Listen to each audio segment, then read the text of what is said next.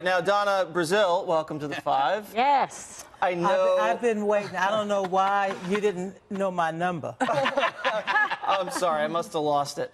So, I know you've been wanting to talk about this IG report because you've been watching that for hours, but we're going to actually talk about the immigration situation. Now, That's a good... Secretary Nielsen said there are laws on the books that have encouraged this. There's a 2008 child trafficking law that's being abused. There's the Flores deal, which was a Clinton administration policy. You can't detain minors for more than 20 days. And then you have the asylum laws being abused. I mean, don't past administrations bear some responsibility for this? Yes and no. Yes, in the sense that you have these two laws on the books, the 1997 law and the 2008 law. The difference is that this is a change in policy, a change in enforcement of the law. Everyone who comes over our border now is treated as a criminal, and they're subject to prosecution. Correct. And so while the 97 law said that you have 20 days to deal with these unaccompanied minors, this is a policy change that says we're going to separate these children from the parents who are going to face criminal prosecution. Right. So I think the Trump administration needs to work with Congress. Perhaps they'll do it with this immigration debate that they will have tomorrow, which, by the way, is a one-sided debate. I don't know how you're going to put together a solution when you don't have all of the what I call main ingredients. But for now, there's no federal law that says that you must separate children from their families. That's the loophole. Well, one of the loopholes issue. is because you don't want the children to be potentially abused, and you don't know, Kimberly, whether or not the children are actually related to the adult that's bringing them across the border, because the secretary said there's been over a 300% increase of fraudulent families. 314%. Exactly, crossing the southern border. Yeah, I think that's really an alarming number when you hear that and you think about that's really just fraught with problems in terms of risk to children and being endangered.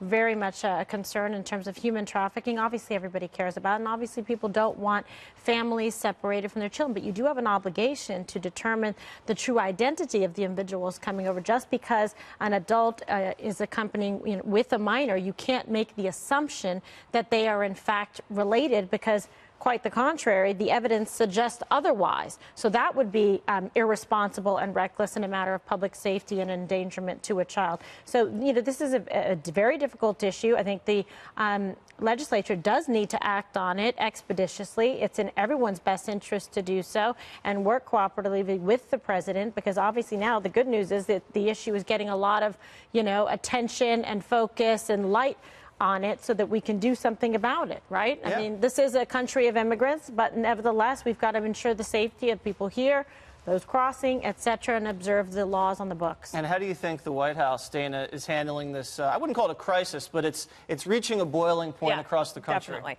Well, I think it was very smart to have the principal there today at the briefing. It took her a while to get back, and I understand they had a meeting at 3 o'clock with the president. And it's tense within the White House because they realize they have a problem. One thing I was surprised about is that Kirstjen Nielsen, she had excellent facts that they didn't recognize just even a week ago as we started seeing this bubbling up, that they needed to get in front of it. So now you have all of these photographs, some released from DHS, some from HHS, some from reporters that have been there, some from members of Congress who have been there.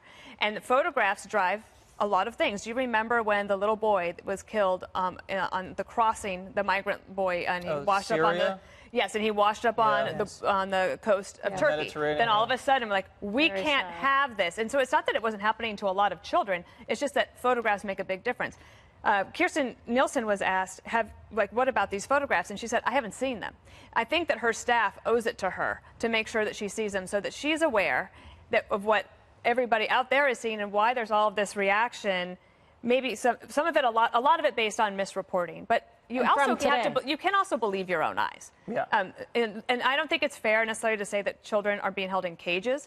But if you look at the photograph, there are chain link partitions. So they're being covered with silver Mylar blankets. And then you hear this ProPublica audio secretly recorded, maybe inappropriate, but the audio is going to pull at heartstrings tonight. And so, yes, I think that tomorrow when the president goes to the Congress, he's going to say, I am going to support these immigration bills. I want you to pass them. I hope that it's successful. I'm skeptical in a way, partly because I heard today that one of the people in leadership thinks it has a 10% chance of passing the House, and that a bill very similar, recently held in the Senate, only got 40 votes. So I think they're going to have to either reverse this policy or figure out another way to deal with it while they try to do something with Congress, because now you have a situation where Congress might not be able to pass anything. Yeah, Greg, what do you think? Do you think the president's going to hang tough on this issue like he does in the face of a lot of outrage, or do you think he's going to come to the table and try to do something with the Democrats? I think he likes solving problems, and I think he would solve this problem if he can. I don't think the other side wants to solve this problem because it's one hell of an issue. This is an amazing hammer that you can just pound the White House with.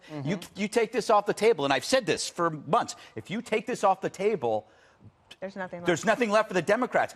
I am so tired, though, of people implying that our agents are child abusers. This is something that we just let fly by. Oh, they're not being. People are doing their best.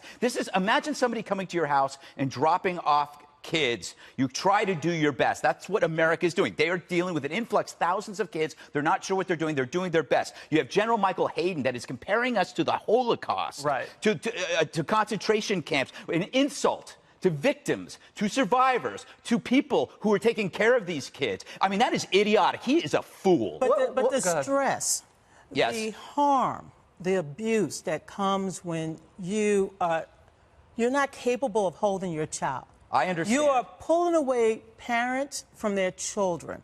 Yeah. A man committed suicide because he did not want to let go of his child. This is a crisis. It's an emotional feeling. I get it. When it comes to, and I'm not an emotional person. Seriously. Well. But here's what I do know. Yes. Is that the Democrats, since you mentioned the Democrats, I wasn't going to mention, because this should not be a partisan issue. These are children.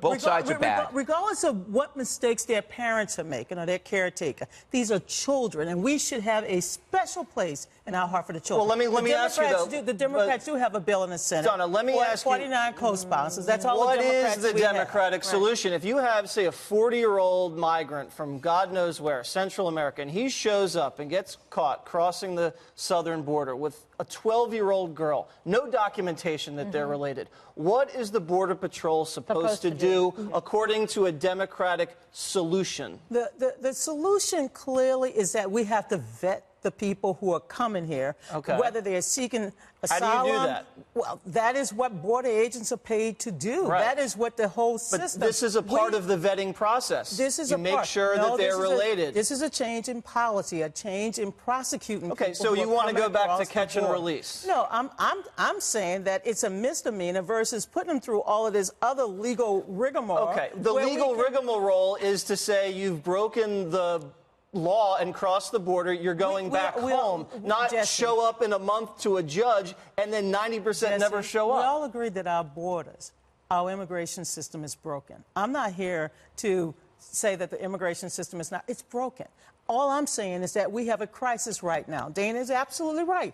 We should have seen this coming. Yeah. The Department of Homeland Security should have seen it coming. Jeff Sessions should have seen it coming. And clearly Donald Trump should have seen it coming. Well, I know, Kimberly, the one thing that does solve the problem is the wall. Because when there is a wall, they can't cross illegally, and then the families get to stay together. There we go back to the wall. The wall unites people. He's doing the, sort of the know. barrier defense. But listen, every country has a right to be able to protect its borders, right, and make sure that law and order is being